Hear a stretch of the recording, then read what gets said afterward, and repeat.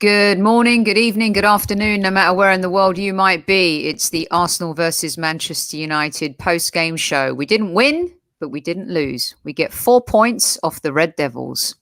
Okay.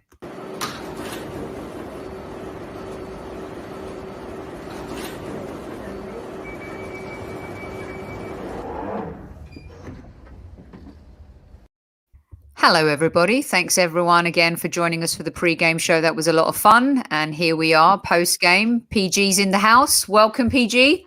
Woo, woo. I think that's going to be mine now. Woo, woo. Oh, we're not doing the groove.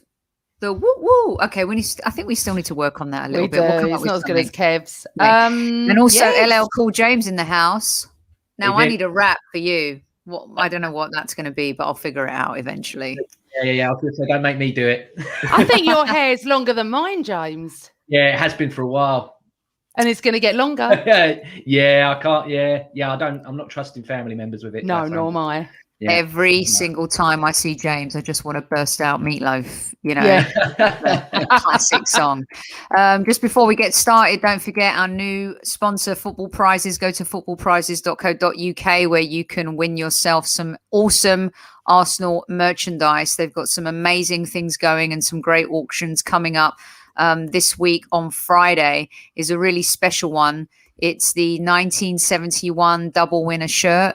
You can put yourself in the hat. Wow. Tickets cost limited, and they do it really well because they only give away 99 tickets. So you've got a really good chance of winning. And then we're also going to give away a free ticket on the show this week that will put your name into the hat to win that. It's the 50th anniversary of the 71 double winners. So you're going to want to make sure you don't miss out on that. Our good friends at Football Prizes, welcome to the Highbury Squad family. We're happy to be associated with you. PG, let's get stuck into this. We usually just like to go player by player and go ratings. Do you want to start doing that?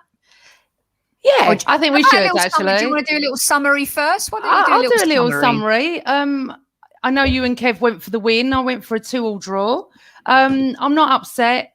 We missed Tierney, Saka and Aubameyang. To be honest, if they were playing, I think we missed Saka more than anything, his creativity. But you know what? It's a clean sheet. We've taken 4 points off them this season. They're second in the league. And I do think that we really, really deserve that draw. I don't know. Does anyone else agree or not? I think I thought we deserved to win this game, actually. Yeah, I mean, we didn't deserve to lose it. No, absolutely. Correct. Yeah, absolutely. Yeah. I'm going to let James go. Go on, James. What's your quick summary before we get stuck into nuts and bolts when we do the player ratings? Yeah, I'm happy with it. Obviously, you want the win. But if you said to me before the game you get a draw, considering all three... Oh, hello. No, just Amanda putting on her YouTube so she can start chatting with everyone. It's the norm. It's the panic. Echo. It's the James echo. No, I was happy with it. With those 3 players out, if you said that you get at least a draw, I'd have took it. When you closely look at things, I think they had the better chance with Cavani. We obviously had that free kick, but other than that, I didn't think either team really went for the win. Obviously, it shows that both these clubs are not the forces that we once were, or the forces that people are comparing us to now being. If you look at it, I think Man United, their fans were convinced they'd won the title the other week, a bit like all the other clubs that had won the title and have all of a sudden Spurs dropped in off. December, you mean? Yeah, exactly. And Chelsea, Chelsea won it already, didn't they? And then Liverpool won it already, and they've dropped off. So, you said quick summary. I feel like I'm going. No, don't. Yeah, no, we're going to do it because we actually get stuck into more of the action when we start going on the player by player for the ratings. Yeah. I think this is going to be one of those games where we look back and we kick ourselves in the teeth because we had a few chances. I thought that our defence handled Cavani brilliantly. Can I just first say, David Luiz and Rob Holding. Right, let's go to the players. Done. Okay, let's do it. All right, let's start with Leno. Their one shot on goal that was a real super threat. Amanda, another super save from our guy. Okay, I would just like to rant quickly about Sky, their punditry. And hello, Michael. Hi, Mike. Hello. You wanted to join us, didn't you? He was on our pre-game show, so he's squeezing into the post-game. He's promised me, Sophie, that he's sober. Yeah, that if he's not, he's off. Yellow card. No, that was just a mirage. Right, this is Michael from the Gooners pod, who was on pre-game and a friend of ours. So I'm just doing a rant about Sky, not that you two watch it, but me and James do. And then we're going to go on to the Let me get the comment up for you, PG, because two people have already pointed it out. So go on. So I love Gary Neville as a pundit, hated him as a player. I rate him. He's one of my favourite, but not when he's talking about Man United. Not, and not against us. For God's sake, Martin Tyler. And you would think that United were like Barcelona. You would think that they were playing some 4th division team, because the coverage in Sky going into the first half, second half, all United. Have Roy Keane on there and Jamie Carragher. Can you not have like Martin Keown or something? It's so biased with Keane, and then we got to listen to Neville. It honestly, it was so honest. I know you two don't watch it. James, do you agree with me? Yeah. It was unbelievable. The other week when we played Newcastle, it was Monday Night Football, wasn't it? You know how big of a deal they make it and everything. Yep. Half of that Monday Night Football was about Man United Liverpool. Yep. It was a 0-0 the day before. I remember that. I'm so like, what happens excuse me, can I get some Arsenal stuff here in a minute? So what James is talking about, Soph and Mike, they do this Monday Night Football, right? It's great. It was a really good program. Not when United are involved. Any other team, it's really interesting. But the problem is, it was our game, and they did this half an hour on Liverpool Man United. Oh, more than that. It was nearly an hour and a bit. Yeah, you know what, PG? You know what, guys? We have Lee Dixon today. Lee Dixon was doing the commentary, and you would never know that he's the 3rd or 4th highest appearance player for Arsenal in their history. And you would never even know it, babe. No, and that's how you should. He's told us. Lee has told us that if anything, he maybe overcompensates. He doesn't do it on purpose. Goes the other way. But, when you have an ex-Arsenal player, Alan Smith does the same thing. Lee Dixon does the same thing. They both told us that, look, they try so hard to be neutral that sometimes you can actually come off as a little tough. I don't know why that doesn't exist when it comes to Liverpool. Let me tell you what Roy Keane did, okay? And I think he's funny. He's definitely box office Roy Keane. He's hilarious. But not when it's Man United Arsenal. Because he did this. He literally dismissed us, didn't he? So smug. And everyone was moaning about it at half time. Do I need to come up? Do I need to trap Lee on Tuesday night when he comes on our podcast? I think you should ask him. Definitely. Just say to him. Question. Yeah. Just say to him that you was on with us and Amanda went mad about how biased it is. And to be honest, when it's anyone Arsenal, anyone, I don't feel like that. They talk quite fairly. And if anything, they slag us off a little bit. Roy Keane went like this. Well, if they don't win it here, of course, it's 3 points lost. I don't even think we played that badly, but let's start with Leno. I agree. I agree with Sean here. Arlo White is much more like up United's bum, and I love Arlo. I've been listening to him since he was commentating on the Sounders here as well. And Andy, my podcast wife, has gotten into like multiple social media tiffs with, and I don't mean tiff, our tiff, but like tiffs with Arlo, because his excitement level when either Leicester or Tottenham score, and he's like, yeah, and Arsenal scored a goal. And when it's Tottenham, it's the end of the world. It's a miracle because it's Harry Kane and all that type of stuff. Okay. Right. Well, and I'll tell you something else he said about Harry Kane and Lacazette. He accused Lacazette doing what Harry Kane did. And he did nothing like it. And it was like, I was thought to myself, do you know what? Harry Kane, everyone knows he does it, yet Lacazette does one thing and he didn't even do the same thing. Oh, anyway, listen, I'm going to rant. So let's start with Leno. I saw a lot of people, PG, mentioning that as well, to be honest with you. So I saw it. I asked my son and his friend, I'm like, I saw the corner of it, like out of my corner of my eye. I'm like, did he just do what Kane normally does? Because if he does, I at least want to be able to get ready for the backlash. It wasn't, no. It was. And it's not Lacazette's style to do that, to be honest with you. And if he did, it was probably accidental. Anyway, let's start with Leno. Sorry. Right. Leno for me. Okay. And this is another thing. They did not rave about that save either, which pissed me off because that was a bloody world-class save, what he did. And I love him. And for me, he gets a 7.5 out of 8. Sorry, I will calm down. I'm calming. He'll get a 7.5 tonight. He's keeping our clean sheets. End of with the lovely, with that lovely save. Oh, I love him. He's getting better and better. So I'm giving him 7.5. I'll do the same. I'll give him a 7.5. It was a great save, and it was a moment that could have turned the game. And really, they had hardly any chances. And the thing is that a goalkeeper who's on his toes and alert saves that, and he did a great job, James. Yeah, 7. He gets a 7 from me. When you don't have to talk about him, you know he's had a good game. So I don't have to whinge about him. I don't have to say anything about his distribution being too slow or anything. Yeah, no, he was superb, and he has been for the last couple of weeks. Have you guys noticed too, though, he distributes the ball a little bit faster these days as well? He does now. Yeah, he does now. Well, you say that, Soph, but Carl was moaning that he didn't today, weirdly. And I said there wasn't anyone for him to distribute it to be honest. Because Saka moves so quickly, a lot of the time he gets it out to him. And also, for some reason today, our midfield slowed down, but we'll get to that. Mike, what's your rating? Sorry. At least Carl was moaning. I mean, that's a good start.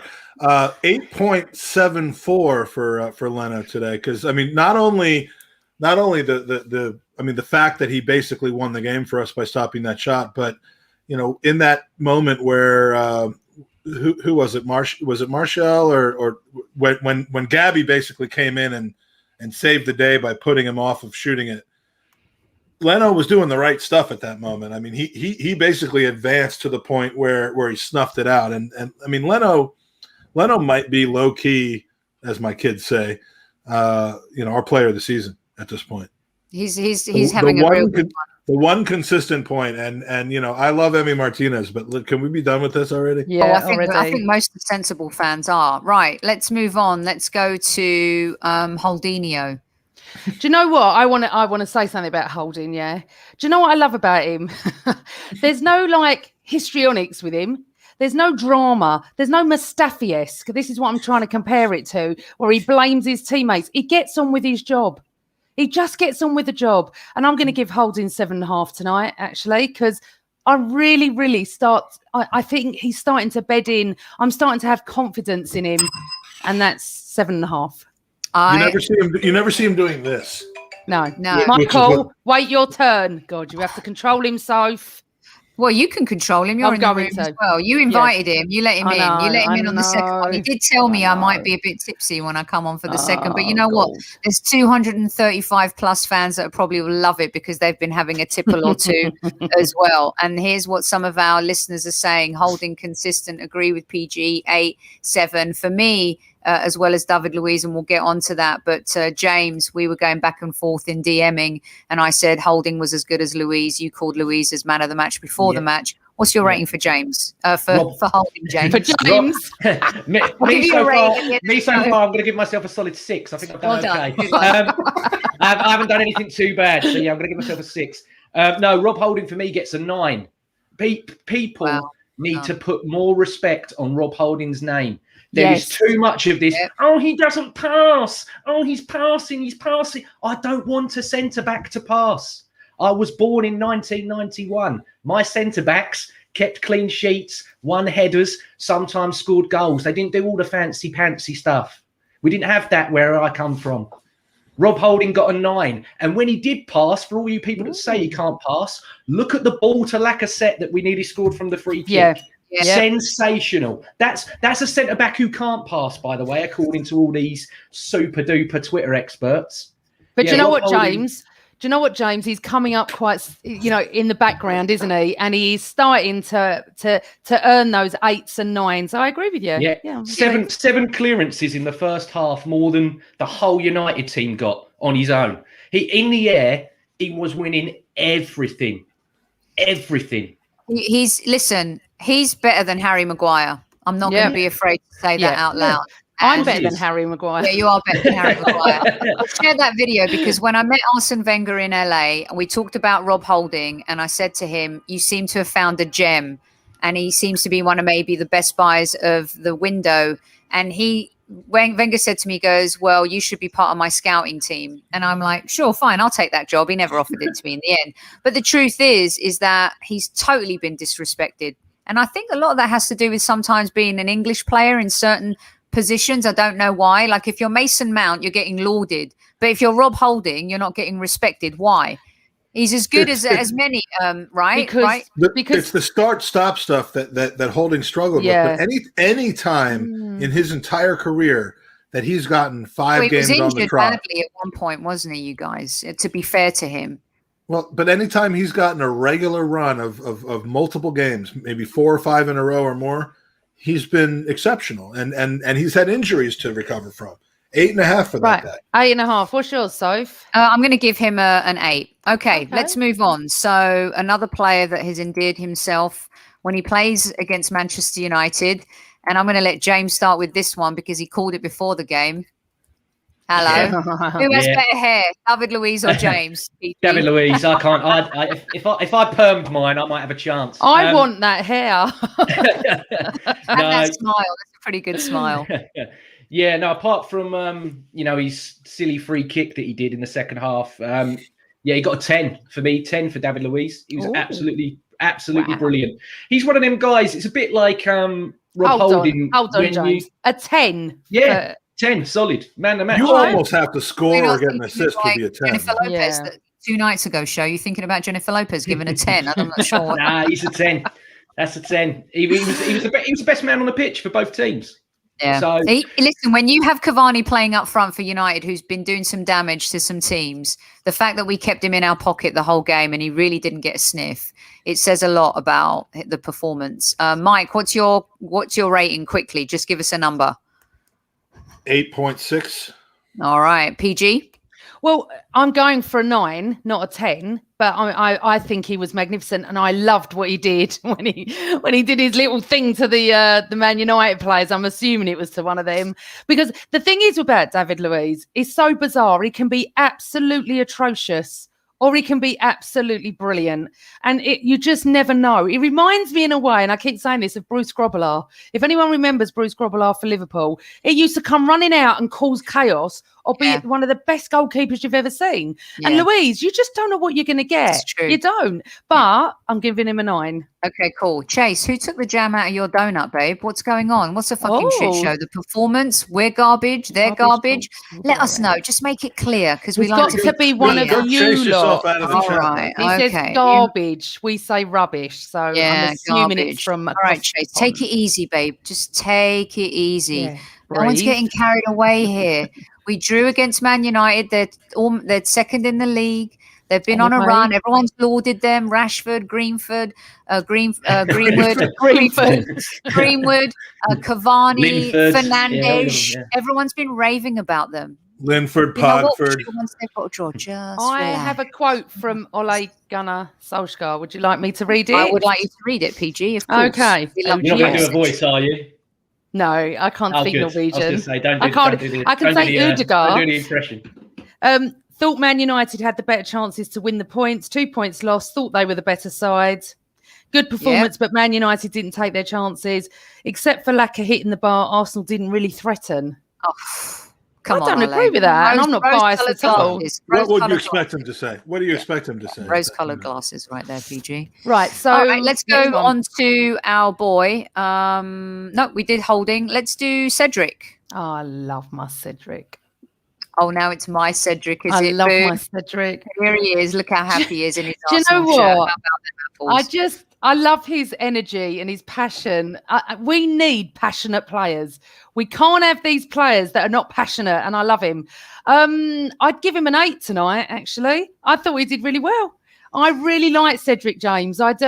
And I think that he's definitely one for the future. I'm pleased we've got him. I really am. I know he's not everyone's cup of tea, but he's getting an 8 for me tonight.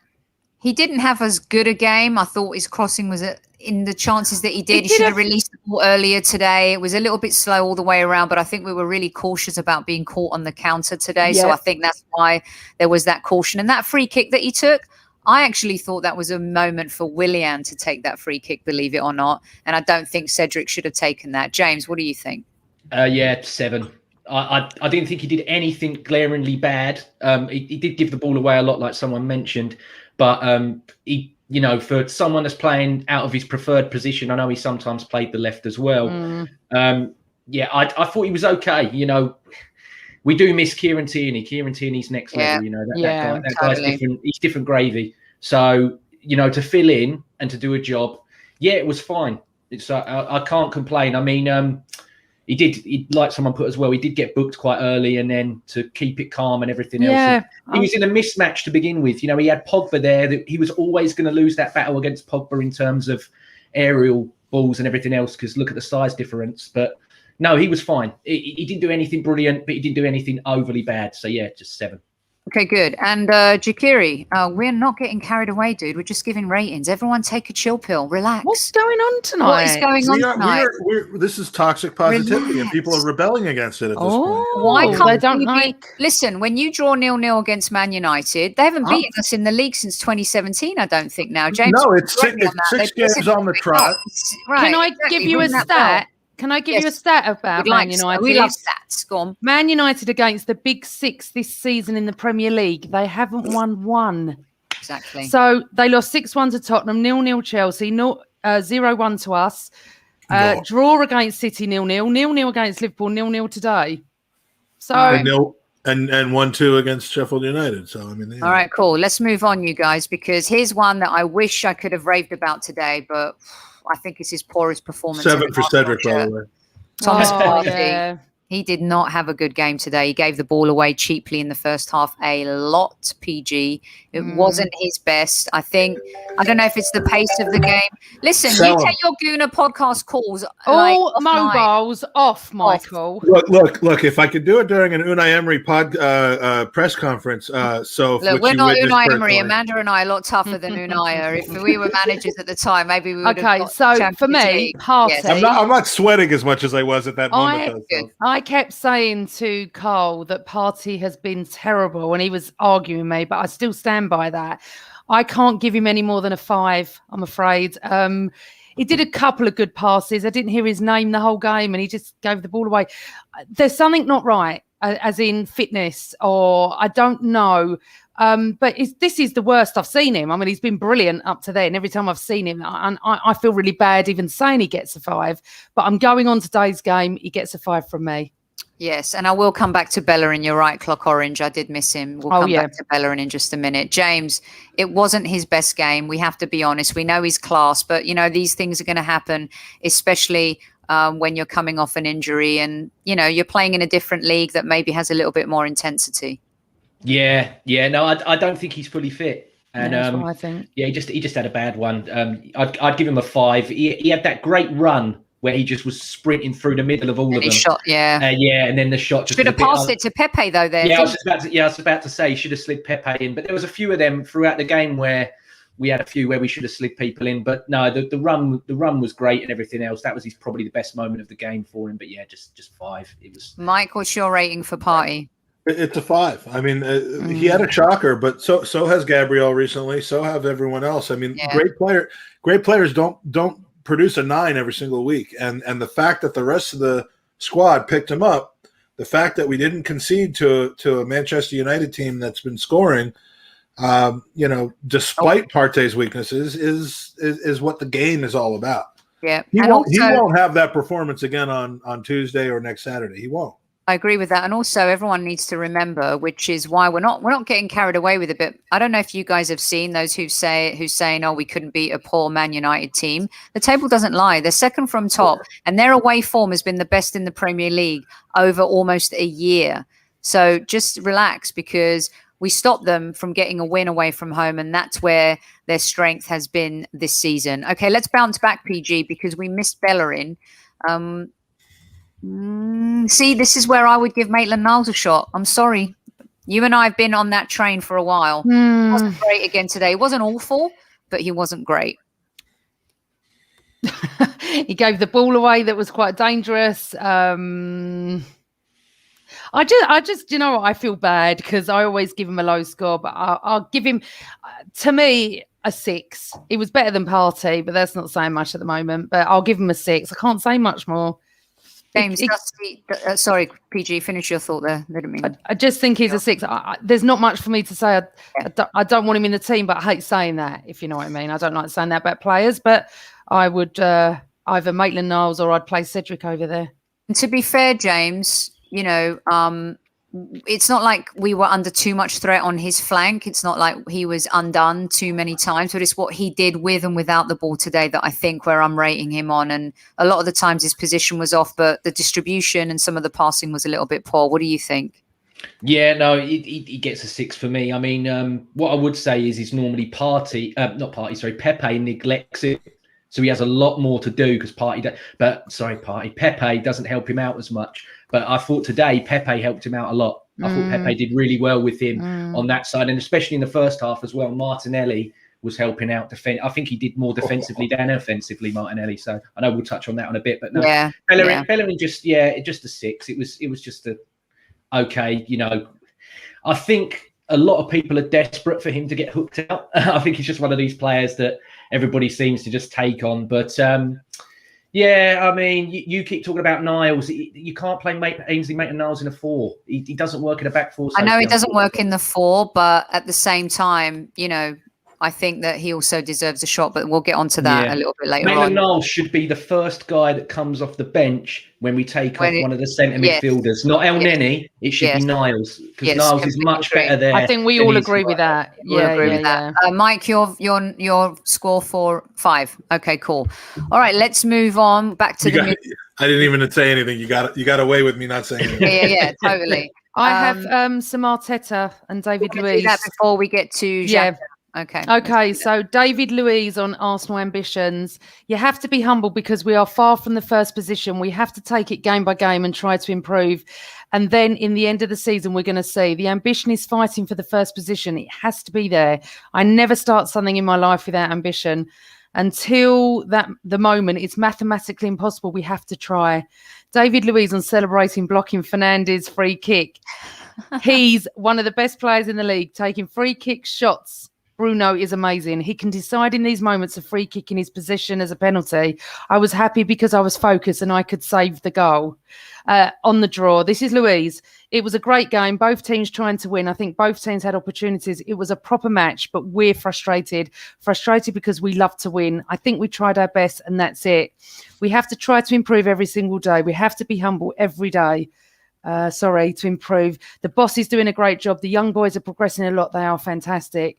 We're starting to create a real team and atmosphere. I agree with that. Yeah. That's why we keep going. If you don't continue with the focus and concentration, things can change. I'm very happy because we've turned a very difficult moment in the season for a positive moment. And I agree with that. And this is what Luiz brings as well. Leadership. He does bring leadership, no matter the what leadership, experience. Yes. You know, I know and he is a bit calamity. Protecting other players. Yeah, I agree with that. That's what he said about. I need to apologize to him because I mean I was ranting and raving about him being the mole and about him being the. No, he's not one of them. No. Well, I really thought kind of him, Socrates, Willian and others. I mean, I bought into it, and it's quite clear that he's not.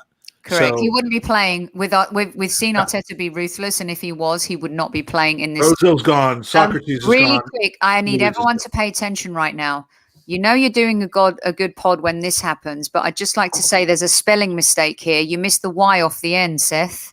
You missed the Y off the end. Seth, why are you watching? Au revoir, as Clock Why Orange are you says. watching an Arsenal pod? Let him have it, Gooners. Let him have it. I've never watched a Tottenham pod in my life. Ever. I don't even know if there are one. I don't even know. Yeah, there's no Tottenham pod. Yep, and thanks PG for the quotes. We love getting those on the post-game show. Good. I'm not very good at reading out. I'm not professional. So no, it's all good. It's all good. All right, let's go to Xhaka. Xhaka time. Boom. Right, we should go to Mike first. Let's go to Mike. Go on, Mike. I didn't really see a lot pro, and I thought he should have taken that free kick in the first half, although. Or not in the first half, in the second half, but when Lacazette hits the post, you can't really argue about that.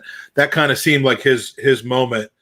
I'll give him a 6. I don't think he really did anything special, and I don't like the guy, so a 6 is actually better than average, and I'll give it to him.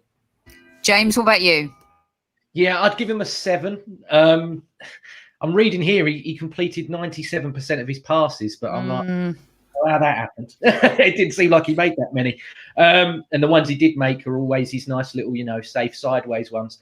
I thought, of the two, he was obviously better than Partey, but I didn't think Xhaka did anything overly brilliant for me.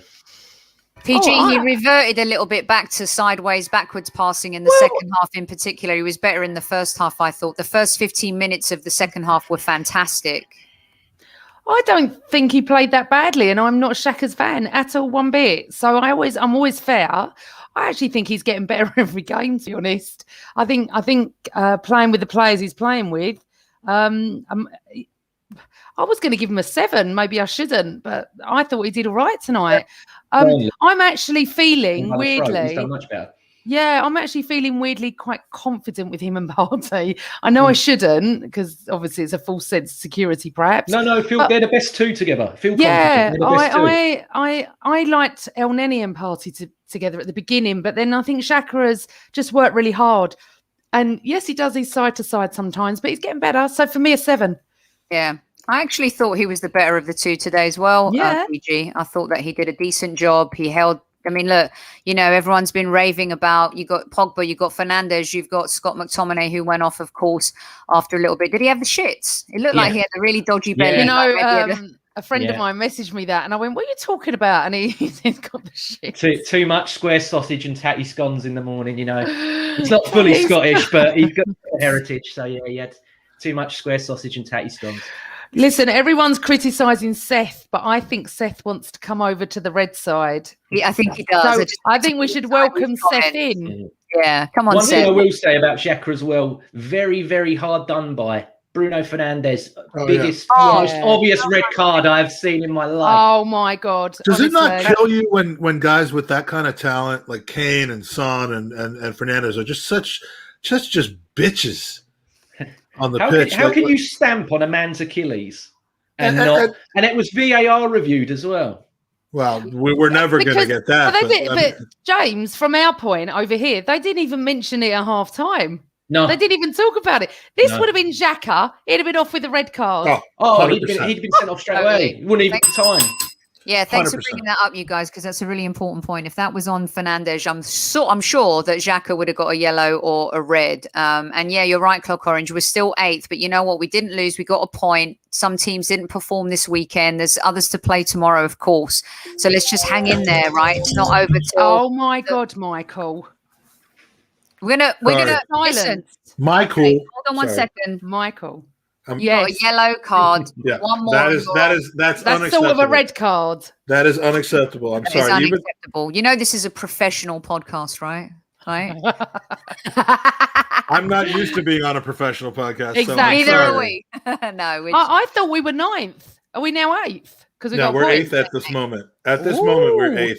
Listen. But we're almost done with the season, and everyone else still has 10 games left. So. Okay, listen. How about this guy? Why was he yanked off at halftime, you guys? Do you think it was an injury caution? Do you think it was strategic? Are we on to him now? Because I want to talk about Martinelli. Yeah, we're going to start on Martinelli. I want James to go first here. Go on. James, what do you think? I think it might have been subbed. There might have been something wrong fitness-wise, or he doesn't want to keep playing him loads of minutes because he knows. I think because Aubameyang went abroad to obviously deal with the family problem, he's 2 weeks in quarantine, isn't he? When he comes, 14 days now over here. I know our government have only started implementing it in, so I think he's got a mandatory 14 days. So he probably thinks he's going to be a very useful player to me, so I'll sub him. I thought defensively he was brilliant. The ball that he played to Lacazette in the first half, that Lacazette just wasn't quick enough to get to, was superb as well. And we just got to utilise the minutes because you've seen it. Saka obviously has a bad hip.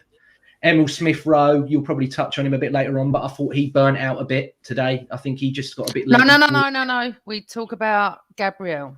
Yeah, well, this is it. I'm saying why he was subbed is because the younger players managed the minutes. So, 7. Martinelli 7. Did someone write that Arteta and PG, you'll let us know when you get a quote, they're saying that it was tactical. I'm not sure about that, but we'll find that out for sure. Mike, what do you think on Martinelli? I'm seeing 5s and 6s. I mean, Martinelli saved our asses in the first half. That would have been a chewing goal. You have to factor in the fact that he didn't play at all in the second half, but for the first half, he was a 9.3. I mean, Would Saka have played that kind of defense? I mean, would Pepe, if he was on that side, with Saka on the other side, have played that kind of? He saved our asses constantly in the first half. He's a hustler. Every time. My son, and I mean, look, you expect different things out of Martinelli than to be the last ditch tackle, in our own box. But my son and his friend and I were watching the game, and every time I saw somebody come in and make a last minute play, I'm like, who was that? Cedric was that? And they're like, no, it's Gabby. So, so what's Martinelli brings something to the table that I don't think anybody else does. And for the first half, he was a 9.3. For the whole game, I'd still give him an 8.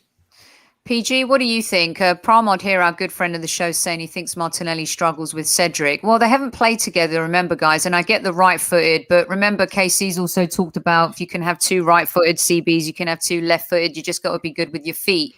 PG, you weren't happy with Martinelli in the first half, but I tweeted you and said, I know, but you don't know what I said before on my tweet. So that's what I was just going to come to. So Carl and I were talking about his defensive, and we didn't feel he was very good. I don't think he was very good, and I don't think he's fit.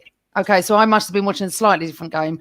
He saved us with the header that nearly took his head off with the foot. Right, fantastic defense. As we were talking about his defensive display, he did that. It was brilliant. But later on, he nearly caused them to nearly score a goal right in front of our penalty box. He messed around with the ball. They took it off him, and I thought they were going to score. So for me, I think so. Why I did that tweet at halftime, and I should have put the bit in about the fact that he saved us, because he did. It was a brilliant header out of the penalty area.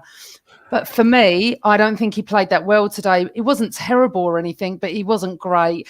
I don't know why he got subbed at halftime, because Arteta doesn't normally do that. So he's either injured or not fit. Either not fit or it wasn't working for Arteta, because he wouldn't normally do that. So for me, he gets a 7. And I have to be honest, every game I see, whoever I see, I don't just go because I love Martinelli. I think he's got so much prospect with us. But today, I'll give him a 7, and I think that's quite a high mark. And also, PG, you kind of talked about we got to manage these younger players. We got to take care. So we got to trust Arteta that whatever he did at half time is for the best interest, not only for the team, but of course of the player. And I'd also say as well, you've got to manage the younger players, but every player still needs to be managed differently. For me, it don't look like you've got to manage Saka at all. Every game he'd play. But obviously, a little bit more with Martinelli. And Smith Rowe, I feel, is in between those two.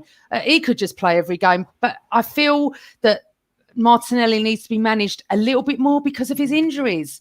Right. Serious injury he had. So... And I love him, and I don't want anyone to think. That's hopefully why he came off at the half today. Yeah, they're just being careful, and I love that. I love that about Arteta. I really do. Okay, just because I don't have an individual picture of Smith Rowe, I'm going to have to fix that. He is on the right-hand side here, you guys. Look at those 3 youngsters, man. I know. My God. It's so hot. When you see that, it's just so heartening. Those 3 guys added up together the same age. Just want to put them under my Christmas tree, Mike. Just want to put them under my Christmas tree.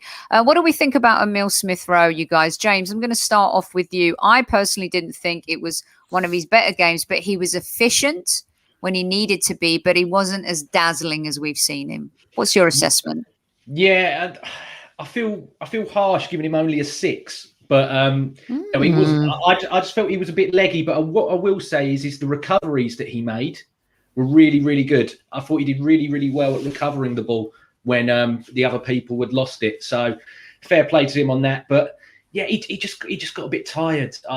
Like I said a minute ago, we've got to manage the minutes better. And I thought we took too long to bring Martin on. I thought, I agree. It was about 70, 72, 73 minutes. I could see. I'm like, just hook Smith Rowe off. Not disrespectfully, because I love the player. I think he's an amazing player. But I was just like, mate, he's knackered. Just take him off. So PG will attest to this. I've been telling him to pull his socks up, and he did today. But did it hurt his game? Genuine question. Trust me. He didn't play the same. I didn't think he played that bad, James. I would give him a 7.5 today.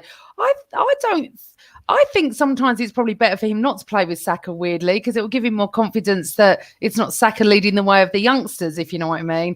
I thought he was all right, actually. Him and Saka's telepathy is unbelievable. Yeah, they know what they're going to do before they go and do it. So they know them two know what they're going to do. How long have they been know what he's going to do. You know, exactly. they're fantastic. But I wouldn't say low. I would give Emil Smith-Rowe a 7 tonight. I agree with Matthew too. He looked a little bit tired today as the game wore on. Not that he did, Shady. He ran his socks out. Yeah, and that's why a little bit tired. Definitely a mixed bag. Mike, what's your Smith-Rowe? Yeah. Yeah, I'll go 6 3/4 because I mean he probably needs a rest. And guess what? Scores. I can't just give round numbers. He probably needs a bit of a break, and guess what? We got him one now. So let's go with that. I fully back him to be putting 8 or 9 performances, 8 or 9 rated performances out on a regular basis if he if he isn't having to play 100 or 100 minutes every week. Right. Or most of both games. Okay, cool. PG, you got some more quotes from the gaffer. What is he saying? Okay. Sorry. Right, Arteta, it was a big battle. Both teams wanted to win. Very competitive. They had some moments in the first half. We had the biggest moments in the second half. To win, you need to score. When you get the big chances we had, Willian for Martinelli was tactical. Interesting. Arteta thought that Willian could do something better when he came on. He did. He wanted us to be more aggressive and forceful, and Willian gave us that. We won the ball higher up the pitch, so it was nothing to do with Gabby's work effort today, just tactical.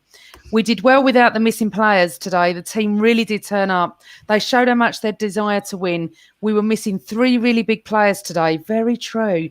A good performance from the boys, and that's what I said. Does anyone think that William was awful when he came on? No, but we'll talk about him in a second. Okay, why don't we stick with him for a second, and we'll roll on with you, Mike, on this one because it. Wait, let's do the starting 11. We'll get back to Willian. Okay. So we're on now. We did Martinelli. Who do we need to do next? How about Lacazette? Not his best game, but at the same time, didn't feel like he got to, I don't know. He wasn't in the right positions today, James, for me, Lacazette. He was a little bit off positionally, but still what he does off the ball is so valuable to this team. Yeah. And the young players work great with him, and when they do their interviews, they all speak about how much of an influence that he is. So he got a 7 for me. Obviously, if that free kick goes in, he gets higher. But he had our best chance, and he works really hard. We always say about how hard he works. The guy works his socks off, doesn't he? For us, especially when he leads the line on his own. So he gets a 7. It was one of them, like we've been talking about the whole way through. To not lose was massive, but nobody did anything to win. Nobody really asserted themselves and went for it. It was just sort of towards the end. It was like, right, this is going to be a draw, isn't it? So let's just shore everything up and just keep it calm. What about you, Mike? Lacazette does something that no one else on our club does. And it's important to have him in there. Now, whether if he scores from it, then everyone's calling him a 9 or a 10. Didn't happen today, but he's not replaceable directly with anyone else. He's not exchangeable with anyone else in our squad. Nketiah, Aubameyang, no one. The only person he could potentially be replaceable from is Balogun, but we haven't really seen enough of Balogun. So I'll give him a 7.3 because I think he played fine today. I think he had a couple of situations where we could have had an opportunity, but it wasn't his best game in the last run. Yeah, but he wasn't the reason that we didn't score. Yeah, and I think PG, the real captain, makes a good point. Like I said earlier, we hardly played any balls to Lacaz's feet today. But I always say he's our Bobby Firmino, and what he does off the ball and allows other players to do is really insane. What's your rating for Lacazette? I'm giving Lacazette a 7 tonight. He did work really hard. He always does. That's the one thing, his work rate, you cannot ever. I give him an extra point just for the work rate. Because to me, it was a sort of a 6 performance, but 7 because of the work rate. I was going to say what the real captain said. Did he get any service? Because he can't do much if he doesn't get any service. And I find it really hard to criticise someone that works for 93 minutes the way he does. And he's not like a headless chicken, as we say over here. He is oh God, what's the word? A pivotal part of our team. I think that's the right word. Yeah, it gets a 7 for me. I wish they all worked like him. Honestly, I think he's a very, very good example to the youngsters. Yeah, Excellent. Completely agree with that. All right, let's move on to this guy. Could have had 2-3 goals today. James, I'm going to go back to you.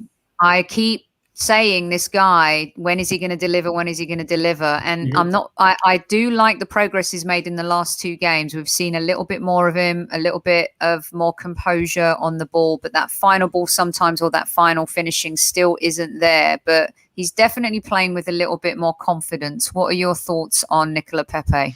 Yeah, he gets an 8. I thought that this is the thing with him. When you keep playing him and you let him have a run, he will deliver. When you keep taking him in and out, and the fact that after he played his best game for the club, which was the cup final, and we went and bought Willian on a free to come in his position, his confidence went sky down. So now that he's getting a chance to come back in, he won the most fouls today, he had the most shots today, and he created the most chances. So he was the one that got all the main numbers in terms of attacking. So yeah, for me, it also with Aubameyang still out. If you're not going to play Martinelli left and Saka comes back, then Pepe goes back on the left-hand side for me. You don't start Martinelli. I agree with what was said earlier. I think Martinelli would probably be better coming off the bench. People are tired and he can just run at them. But yeah, no, just keep Pepe in. He will deliver if you do not take him out. Keep him in. I agree. And he'll perform. I agree, PG, with what JJ's saying here, is that keep him in now, let him play, let him keep playing, because we've always complained, like, we've seen the best of him? He's not really been allowed to have that consistency. And I think now, with some of these injuries, with people tiring at this time of the season, stay faithful to him, because he was one of our top 3 players today. Absolutely. And you know what? I'm with James 100% on everything he said. But one of the other things that's quite important is we've got to play him on the left. He's so much better on the left.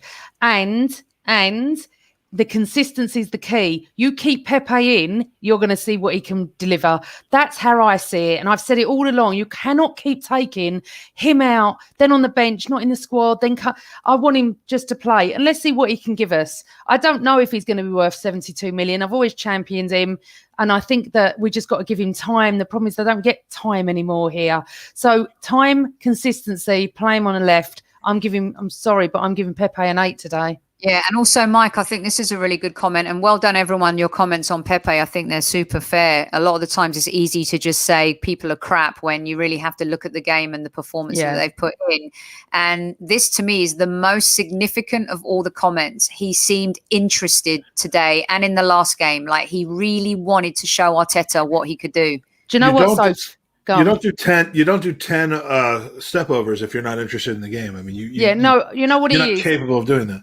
Do you know what it is, all of you? He needs that confident manager to give him a cuddle and go to him. You're worth it. He's one of those that needs building up. You know, someone like Aubameyang probably doesn't need it, right? He does. So how he'll get his confidence is if Arteta keeps playing him. And that is what he's a confidence player. And you know what? He's got such great skill. He was that close from scoring today. That close. You know what? Come. But I'm sorry, Amanda, but if he's playing, and I'm just saying this, this isn't against him.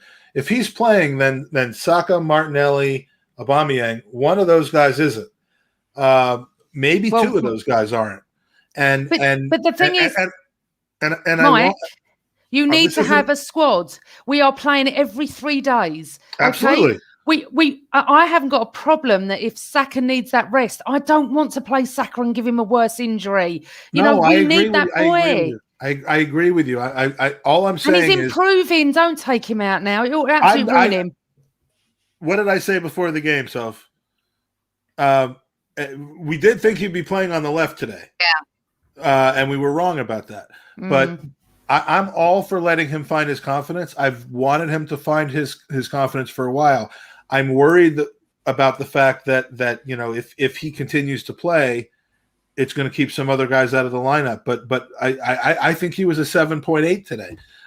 This isn't a negative comment about him. Maybe it seems a little bit manic, but like I thought he played very, very well today.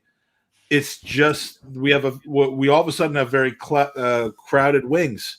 But Mike, that's not a bad thing. No, it's not a bad thing. No, because Pepe's going to play better against some teams than Martinelli will, and vice versa. And Saka will. Look, Saka is obviously, we see his first name on the team sheet at the moment, don't we? But for anyone else, no. But for me, you've got to keep Pepe in. We've got to see what he can give us. You cannot keep taking him out. It's not going to work. He's not that sort of player.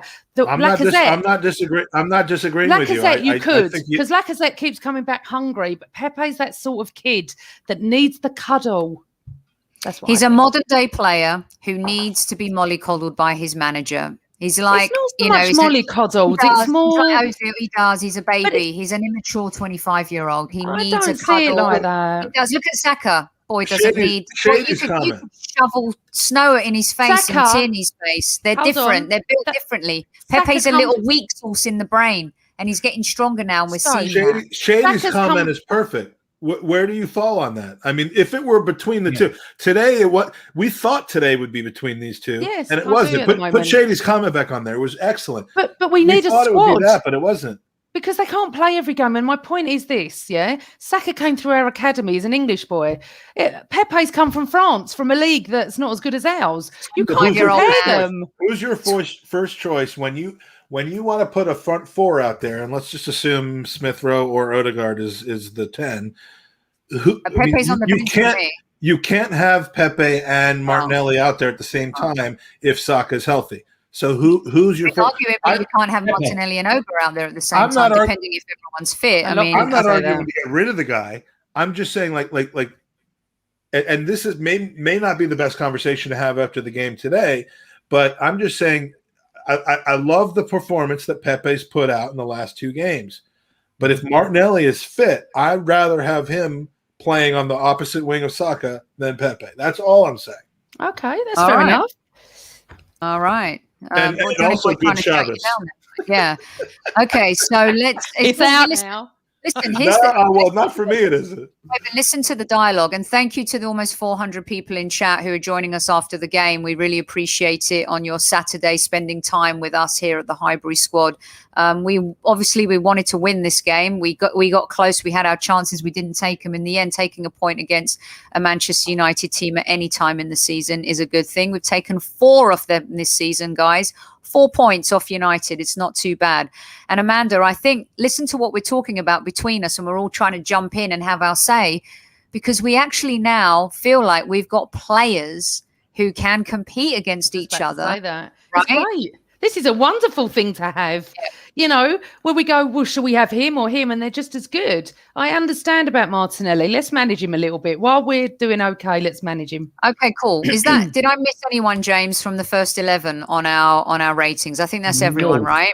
Okay, let's get to one of them. We're going to get to the subs now, but let's get to the most polarizing Arsenal player since, I don't know, Mesut Ozil maybe? I don't know. This guy. Let's be fair, everyone, all right? He's been absolute garbage since Fulham. He's offered nothing. He's shown nothing. No zest, no fight. But now look, on the bench now, comes on in the second half today, and I'm not lauding the guy whatsoever, but PG, I saw a little bit more effort, and maybe that has something to do with the competition and him wanting to try and prove himself. Not saying he was brilliant, but he got stuck in. Right. I saw a really interesting quote from a football magazine on Twitter, nothing to do with Arsenal, saying Willian can't please the Arsenal fans, even if even if we won tonight. What I will say about Willian, right? His effort was brilliant. He was everywhere. I will give him that. But every time he passed the ball, he lost it. He gave it to a United player. But his energy was there, and he did help us. I didn't think he had a bad when he came on. I don't think he played badly. Just kept giving the ball away. So I don't know what you want me to say, to be honest. I want you to say your feelings, Amanda. Give him a rating. Feelings. Give him a rating. Willian? Yeah. Was he all up in your feels? He worked hard. Look, I will say He did work his nuts off, but he kept giving the ball away. Every minute we went, oh, Willian's done brilliant. He's giving the ball away. He's not good, but at least I will do this. Hold on. For effort, I'll give him an 8. For effort, I'll give him an 8. For skill and passing ability, I'll give him a 6.5. Say he cost us the game, Darren. Again, who stole the jam out of your donuts? It cost us the win. Barrels. That's ridiculous. Come on. Let's get real. He did not cost us the game today. James, let me hear because he took that shot that bounced off of Wan-Bissaka. That was going goalwards. Ridiculous. I'm sorry. It's not fair. James, go on, mate. Your turn. 6. He gets a 6. Did you say 6 or 6? Sorry. 6. No, he was better than how he normally plays, but at the end of the day, he's still Willian, isn't he? Was it a sitter though, James? Was it a sitter? I know at the beginning of this. Yeah, it was.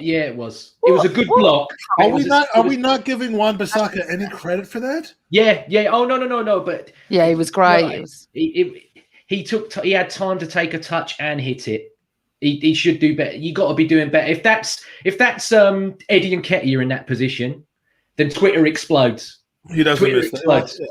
Absolutely. And you know what, Darren? It's not about supporting Deadwood. He's been rubbish, but we're looking at game by game. This is what we do. We analyze each game. We're here to look at the game that we saw. And he's been absolute garbage and a total waste of money. Would you rather... Hold on, Mike. To be fair to him, he did better today. He showed a little bit of energy and he showed that he cared just a smidgen. Go on, Mike. It was his best game. Would you rather have a point blank chance that's missed because of a shot to Rosed or a mishit or a shot right at the goalkeeper? Or would you rather have one that's only defended and was going to go into the goal if not for a lunging tackle from a defender? For me, I'd rather, if I've got to address a point-blank shot that didn't end up in the back of the net, I'd rather at least know that the defender made a great play on it than than our player, screwed up the chance.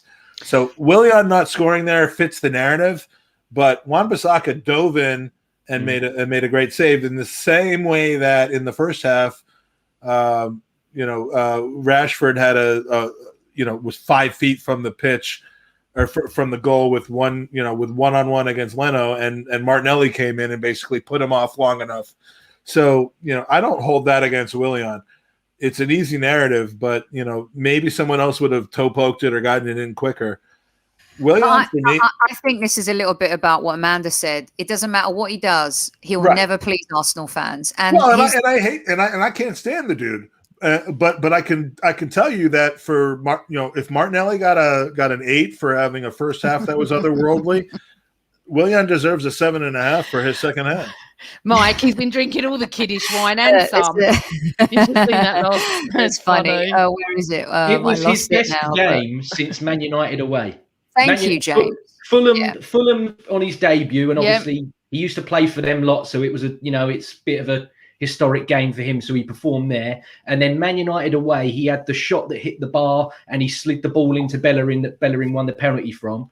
They've been his this was his third best game. But like I said a minute ago, he's at the end of the day he's still Willian, isn't he? But I'm not clamoring for him to start the next game. Hold on one second. Going to PG. And look, Pepe missed chances too. And also, you could argue that Man United right at the death. Was it Cavani who missed that chance that went wide? Yeah, they could have won it right at the death. He missed it. It's Cavani's shit as well. Let's be fair. We're here post game to talk about who played well and who didn't on the game, regardless of how they've been. That's what we discuss. Willian played better tonight than I've seen him in weeks and weeks and weeks and weeks and weeks, but he still did give the ball away. Okay. So his enthusiasm, he tried his best. Bye, Mike. He tried his hardest. He was better. I will say that, but it galls me to think how much he gets paid and what contract he's on. That's what upsets me, but we're not here to talk about that. We are here to talk about that. So we move on from Willian. Who's the other sub? Let's move on from this, but also being sent away from 3 free kicks, James, I thought that was interesting too. I did think the Cedric one, they should have just let him take it just to see what would have happened. And we had several different free kick takers, PG and James, tonight. Not sure I like that as much as having someone who, you know, what does that tell you about practice? Are they all taking them? Are they all trying, James? What do you think? The Cedric one, I couldn't believe he took the shot. Because he's Whippy Delish, isn't he? He's Mr. Whippy Delish with the crosses. So I thought, maybe he's going to try and cross it here. And he went for the shot and it went over. Okay, but... Amanda, you got some more comments from the gaffer. Okay, so it's quite interesting. It's Arteta on Aubameyang. I don't think I've missed anything else out. We have to follow the rules and the protocols right now. And the protocols say he cannot be involved at the moment. He had a family issue. He had to attend. And these are the consequences to that. Arteta on... Sorry, there was something else. On Smith Rowe. I think he played a really good game. When he got involved, I think he made a real difference. Defensively, he's working so hard as well. He had a really strong performance. Arteta on outgoings. There are some conversations that are going on. They want to improve their situation and we need to help some of them. Mustafi. I don't know whether that's going to be the case or not. Arteta on renewed belief. We are moving in the right direction. All the players are willing to contribute to the project we have in place and they seem excited. On how long Aubameyang will be out for, I don't know. We are working with the Premier League and the government about it. He's been looking after his family and now he's in quarantine, which was obvious. Yeah. On missing players, the fact that we had 3 of our best players out probably has an impact, but I'm really happy with the players who played today. On why Aubameyang is quarantining is because he had a family issue and he had to attend, and these are the consequences at the moment. But what I will say, you can tell in those words how they're not disappointed, which is fantastic, you know, where they tried their best to try and get that goal, tried to get the 3 points, another clean sheet, and a draw against United at home isn't bad. This is a season where we have been diabolical and we're on this little run now. This little run of, we haven't lost for, 7 games? We've had a couple of 0-0s and I'm all right with it. To beat Emery's record, PG. 15 more. Oh my God, I won't cope. But, you know, and we're not brilliant. We know that, but it's fragile, and the fragility, I like that word, fragility, is starting to gel and not be so fragile. So now we're going for it. And as Arteta said, they're excited. Yes. And also, exactly, 2 clean sheets against the media darlings. And the other thing, you guys, and I agree, I thought Arteta, this is one of my favorite press conferences in terms of comments that I've heard. He's being very diplomatic, but at the same time, he's trying to be as authentic as he can be in terms of answering the questions pertaining to Aubameyang, Martinelli going off at halftime. Think about the questions and what he's having to deal with as well in this time, and with the injuries that we have, especially to super popular players like Tierney and Saka when they're not appearing. You know, he has to answer to that, and I thought that he did pretty well these days, even though sometimes I think he sounds like an android and looks like an alien from a It's so hard to do that though when you're losing. I mean, like we're on a good streak right now. Arteta's so relaxed now, I think, in these press conferences, because I mean, he's not having to excuse anything. He's just having to explain things. Listen, here's the scoop. We were on our knees at the beginning of the season. We were all thinking we were in a relegation fight. There's no Arsenal fan out there that didn't think that we were in really bloody big trouble. Now here we find ourselves a few points off a European spot in the Premier League. We're still in the Europa League. Yes, we're out of the FA Cup. But at the same time, we're damned if we do and we're damned if we don't. We're shit and we're in relegation. Everyone wants to moan. We've gone 7 unbeaten and everyone wants to moan. I mean, at least we're making progress. As an Arsenal fan, even whether you bitched about Arteta or not, wanted him out or not, or just wanted him to see Amanda put in the younger players and stuff, he's made some changes and it's affected the team, and we're moving in a positive direction. No one's saying we're going to beat the universe or get into the top 4, but to go on an unbeaten run like this, it builds the confidence, and that's all we were asking for, right? Of course, and absolutely. And what's good about what I'm seeing in the chat and what you're putting up is that people are upset. That's great, because we would have been absolutely over the moon with a point, wouldn't we, 3 weeks ago? We would have been like, oh my God, we've got a draw. Now we're disappointed because we wanted to win it. So that's a nice little bit of confidence as well, that, you know, we all want the same thing. We want us to win the treble, the quadruple. We just want everything good for Arsenal. We're winning the treble. We've won the treble. We've won. When have we won the treble, darling? This year we're going to win it. Okay. Carry on drinking and go and have to... some chicken soup and chopped liver. Okay, and here we go. Let's go to this guy. He really wasn't given a chance to come on and shine, was he? He didn't get the time. And look, you can't expect miracles in his first game. James, from what you saw, a smidgen, a slice. What are you thinking?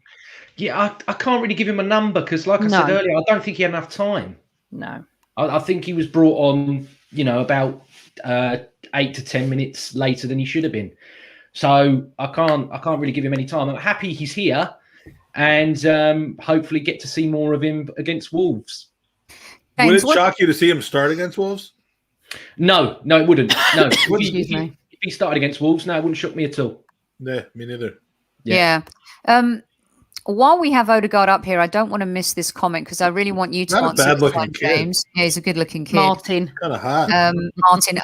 PG, I wanted to call him Mo, and KC wasn't having it because he's got the same initials as Mesut Ozil, so he didn't let me do that, just so you know. We can't call him Mo. But no. James, I wanted you to answer this while it's on screen, and we'll continue. I know I'm bouncing off left, but I didn't want to lose this. Playing a back four consistently is a sure sign our defence is confident. Do you agree with that, James? 100%. 100%. It's the second best in the league, isn't it? Next to Man City's defence. So, no, 100%. Yeah,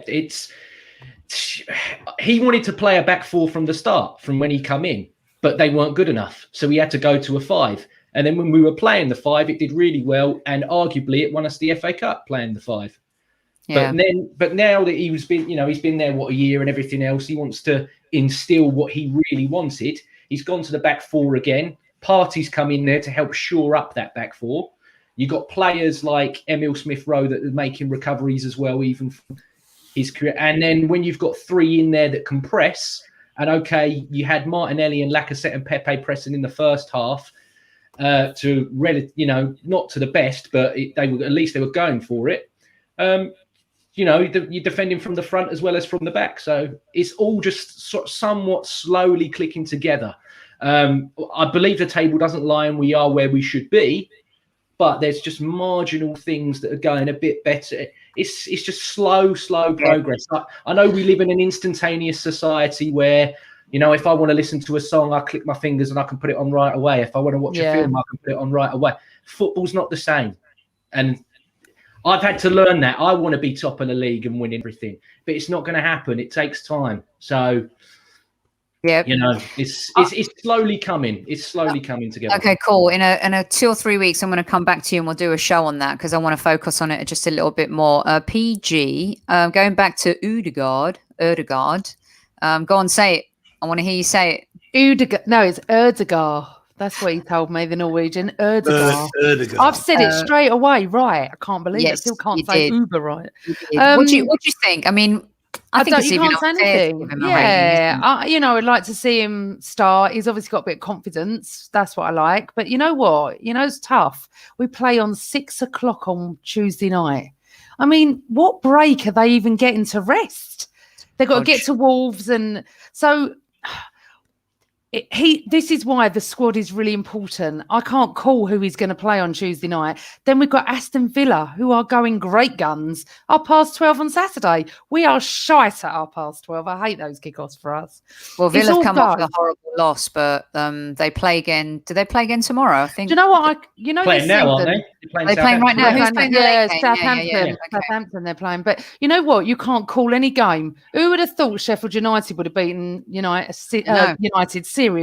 You can't call anything at the moment. Well, and Wolves lost right before we played today. Yeah, I mean, Wolves are in real trouble. But we have to go there on Tuesday night. We need to get the 3 points. I wanna have St Tottingham's Day this year. I can't say it, but I haven't had St Tottingham's Day for a few years, and I want that because 2020 has been utter fucking shit, isn't it? I will need 2021 to be slightly better, please. Well, if we can keep it tight, we've got another North London derby. We've got another North London derby coming, so it's possible. It's possible. And Villa have 3 games in hand on us. They've lost 1. It would be great if they could lose this one. Some of our results today went for us, you guys. Everton losing to Newcastle. Who saw that coming as well? Terrible result for the Toffees. Everton is going to come back to normal. I mean, I was craving a bet with anyone who would tell me that we would go below who's Everton's manager? Carlo Ancelotti. I was looking to bet people, and for a while I was glad no one took me up on it. But right now I'm looking for people again because we're about 2 points behind them, I think. Yep. At the point. Yep, but they've got a game in hand, haven't they? I don't care about that. Whatever. All right. Well, listen. Did I miss anyone? No more subs. How about Arteta? What's our final rating in a nutshell? We've got 2-3 minutes left here. You're listening to the Highbury Squad. Thank you so much to everyone from all corners of the earth who have joined us tonight for the post-game Arsenal versus Manchester United show. We, the Highbury Squad, so appreciate it, and we also appreciate our boy here, Mr. James Johnston, being with us, and Mike from the Gooners Pod as well. At the end of the show, they can tell you where they can find them. Amanda, I'm going to start with you. Mikel, what rating do you give the gaffer this evening? 8. You know how much I love him. I really do. And you're just giving him an 8? I just give him an 8. I think he tried something different with Martinelli coming off on Willian. He really truly believes Willian is going to scored for fuck. Anyway. He really truly believes that Willian.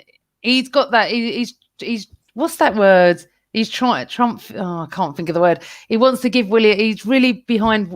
He's in Willian's corner. I can't even say it properly. Champion. Does he want to champion him? This is what happens when you turn 51. You get brain fog. Who's doing the drinking? Champion. You or Mike?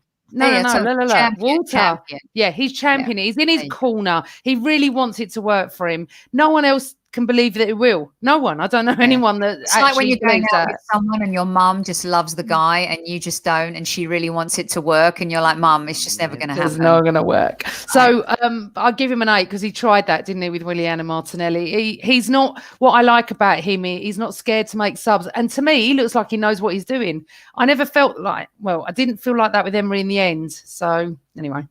Yes. All right, Mike, what about you, Arteta? 8.7.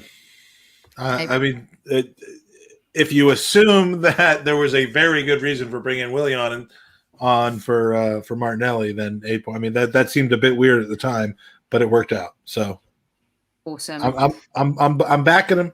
I'm backing him right now. I've got some more quotes from Arteta. Do you want them? Oh, he's not. Is he having verbal diarrhea? Did he say anything about me? We really, really need to thank Carl because he doesn't stop typing all night. Bless Carl. He's doing all this for us. He said anything major? Arteta on outgoing transfers, where there are some conversations at the moment going on. I spoke with all of the players about their own situation because they're all aware of the minutes that they are playing and they want to improve their situation.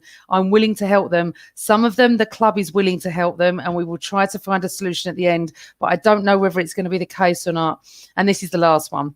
Arteta on ambitions for the season. Well, I don't know, but we're going to give it a real go. I think the team is in really good form at the moment.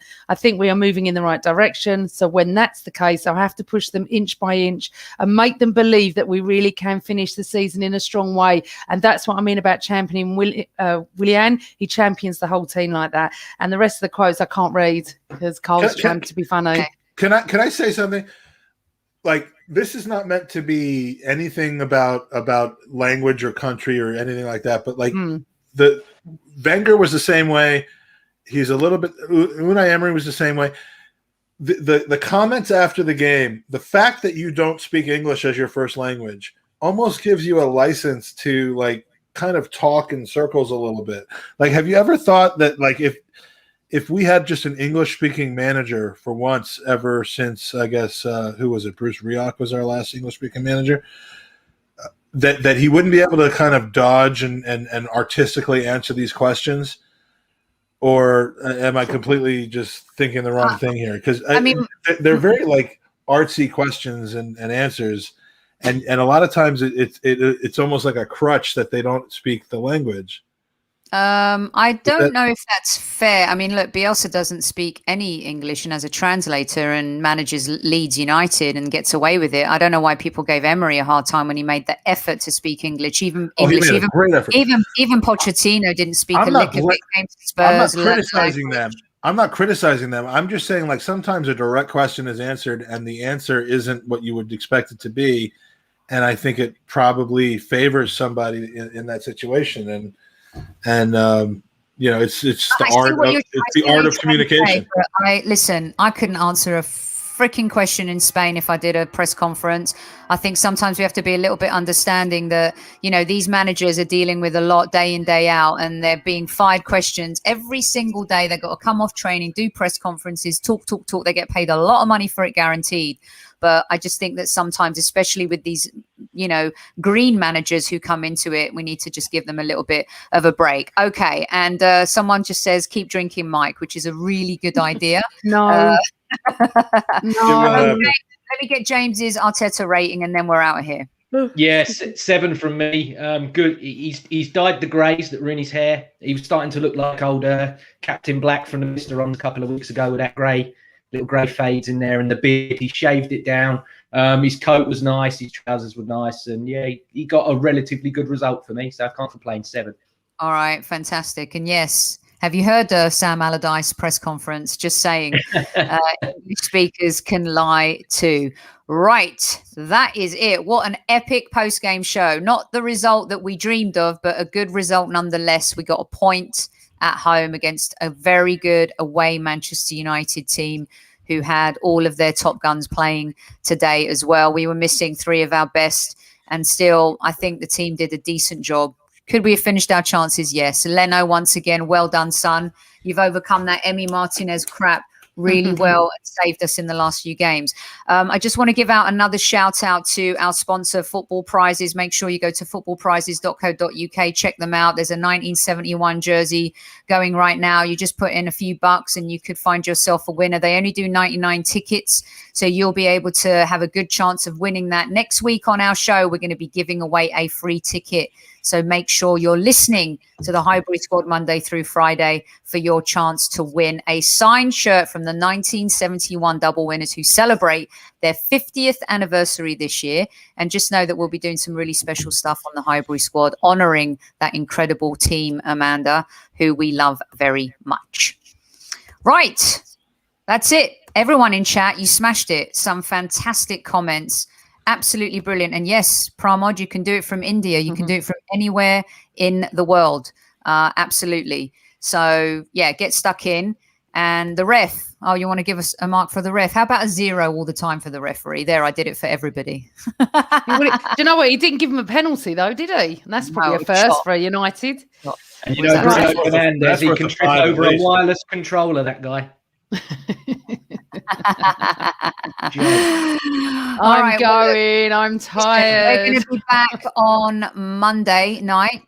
Super Kevin Campbell will be back Monday. Amanda, you'll be back Tuesday for Wolves post game. We'll see. We'll give you the schedule on Monday when everyone's going to be around. Obviously, we've got Kevin Says segment. We've got some post game stuff, and we've got some really other exciting bits and bobs to come to you. Until then, everybody, you know what to say. Why don't all 3 of you say it at the same time? No, I want them to say it. Well, he said it this morning and it was hilarious. I haven't heard it yet. Before you two say it, thanks for coming on, both of you. It's been fantastic. Oh, shit. Tell us where you can find. Yes, Amanda, well done. Where can we find them? Yeah. Right, good James, where can we find you? Yeah, LL Cool James 91 on Twitter. James Johnston Football on YouTube. If I can leech some of your subs, I'll take it. And Purely Arsenal FP on YouTube as well. Leech some of the subs onto there as well. Follow James. He's brilliant. A gem, James. We're going to do some tactical stuff with you in the next week. That's going to be absolutely awesome. Let's do it. Okay, they're going to love it. They're going to absolutely love it. Yes, Michael, it's your turn. Ladies love Cool James. That's it. That's the when one. I lived in London, all I listened to was LL Cool J. So I'm a big fan of this guy. Follow us on the Gooners Pod. Tuesday night after the game, after the Wolves game, we are going to have Lee Dixon on with us talking about the game. Oh, fantastic! And so look, we don't know shit about football, but he does. So you're going to want to watch that. So where can they find you at the Gooners Podcast? Yeah, at the Gooners Pod on Twitter. You can go on the web. You can go to goonersubscribe.com and subscribe to our podcast, and you can watch me eat for the next few years. Love it. Perfect. Yeah. Now it's coming. The real captain. They want to hear it. They do. Always awesome. I can't beat that. That was a pretty good impression. Go on, James, your turn. Your turn. Always Arsenal. Oh, James, that's I can't do it. I can't do an impression of you. Don't say it like Willian. Say it like Aubameyang last season. I lay in bed every night listening, thinking. No, Mike. No, wasn't asked. James, who do you lay in Always bed? Arsenal. That's better. That's better. You saying you lay in bed listening to James? Now this has gone way off. Someone's got to do it. We need to go before Michael is drinking anymore. Michael. Go on, Amanda. Right. Happy good Shabbat. Shabbat shalom. Shabbat is out because we're in England, Michael. Just carry on drinking. Good Jontef, whatever you want me to say. Right, listen. Thank you, everyone, for listening. Please press the like. We really need the likes to grow. So thank you so much. Thanks to Sophie for another brilliant, I don't know which way it is, brilliant podcast, brilliant host that way. I always go the wrong way. Thanks, you two, for coming on. It's been brilliant. And thanks for joining us in the chat room. Always Arsenal.